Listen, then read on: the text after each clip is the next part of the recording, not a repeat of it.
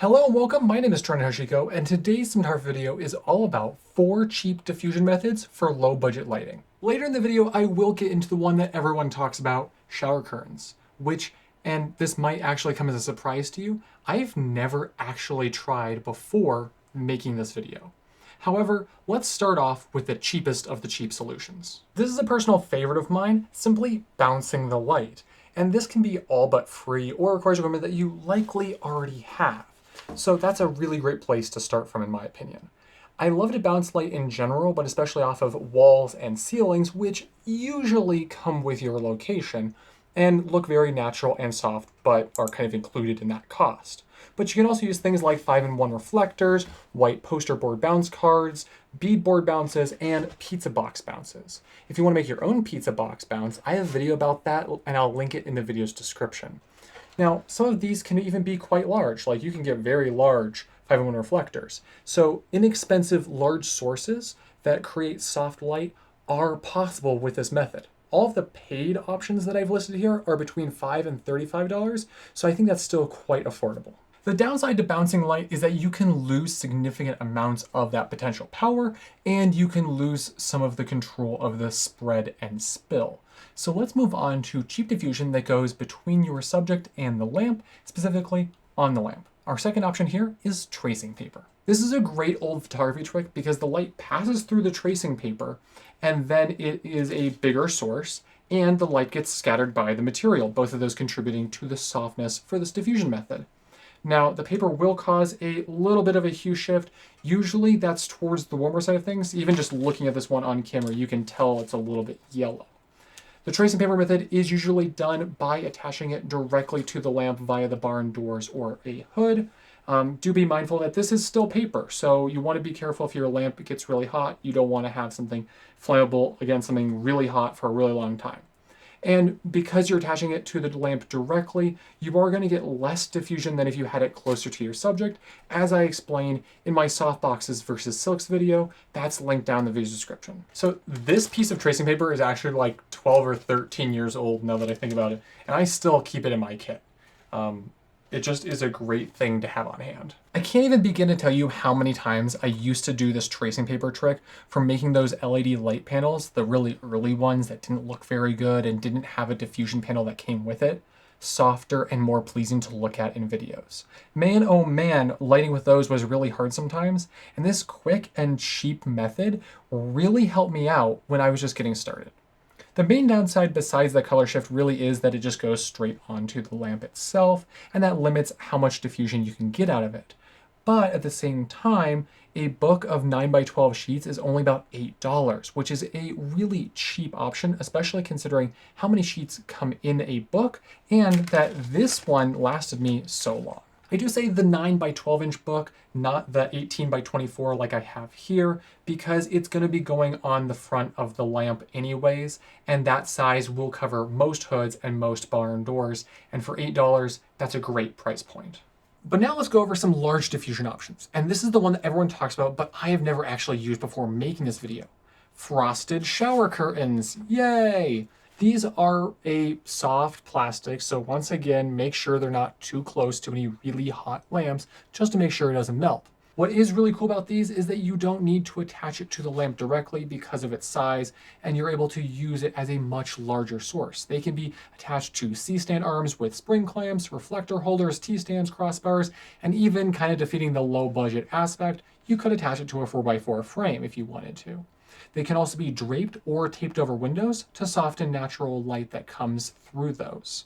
The one thing I like about mine a lot is that it has those little weights, which I think are magnetic, that sit in the bottom edge of the actual shower curtain, and that just helps it hang a little bit more straight and be less affected by air movement in your space.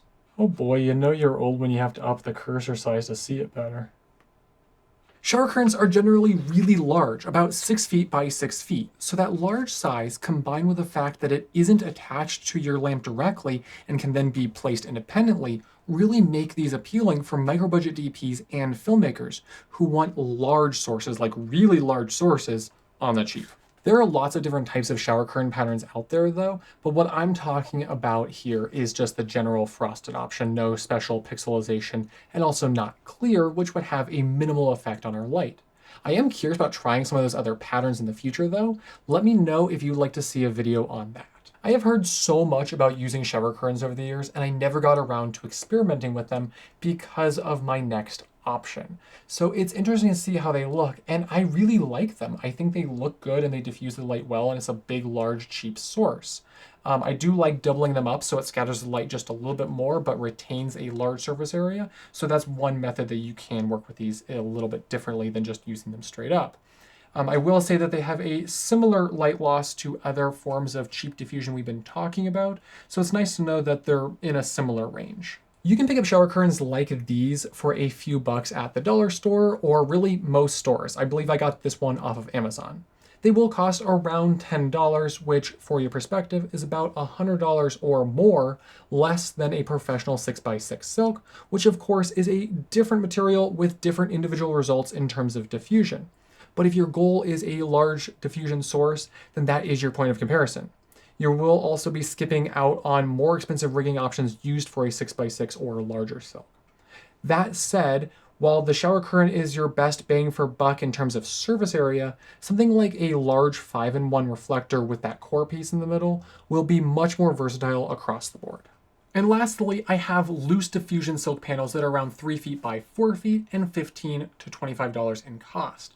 Now, some of these come with finished edges and some of them come with unfinished edges. The unfinished edges are usually a little cheaper, but are not quite as easy to work with because they might fray a little bit. They both do a good job of diffusing the light though. They're generally listed as a one-stop of light loss, and to my eye and my tests, that looks to be about correct. Now, I do want to be clear here that the listings usually say that they are diffusion silks, which is probably technically true, but these are not the same quality, in my opinion, as pro-grade silks. This one in particular is a lot more coarse. This one is kind of halfway in between a professional silk and this one.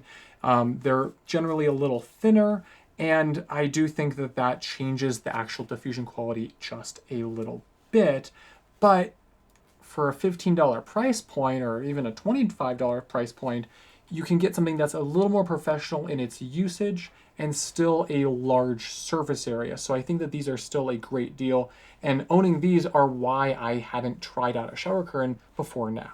While smaller, these diffusion panels can be used in basically all the same ways a shower curtain can be used. Hung off of C-stand arms with spring clamps, put on reflector holders, put on crossbars, put on T-stands, even taped over windows or draped over windows. I even taped them to the ceiling to cover built-in lights and make them softer. Now, these can cover a pretty large surface area, and yet they fold up really small so they're easy to transport. And once again, having a large diffusion material that isn't attached to your lamp makes its usage way more flexible and the possibility for your level of diffusion much greater. Although these still can be attached to barn doors and hoods if you want to, and I'd feel more comfortable attaching this to a barn door than the shower curtain. Like I said, they're a bit smaller than shower curtains, but they're more professional of a tool as well. So we're going to be balancing a few attributes here depending on the individual needs of both our budget and our project. No matter which option you select, it's great to get a sheet of diffusion material that you're able to just throw in your bag and transport with you very easily for when you need it to make something just a little bit softer, quick, and dirty. You will thank past you. So I'm curious to hear your thoughts with these different diffusion tools. Do you have one that you like using yourself, or do you have one that you now want to try out for yourself? And would you like to have more of these low budget diffusion solutions in another video? Tell me in the comments down below. If you want to pick up any of these tools for yourself, I do have affiliate links down in the video description. These help support videos like this one. For some of the tools, I also have non-affiliate links for options where you might be able to just buy it locally.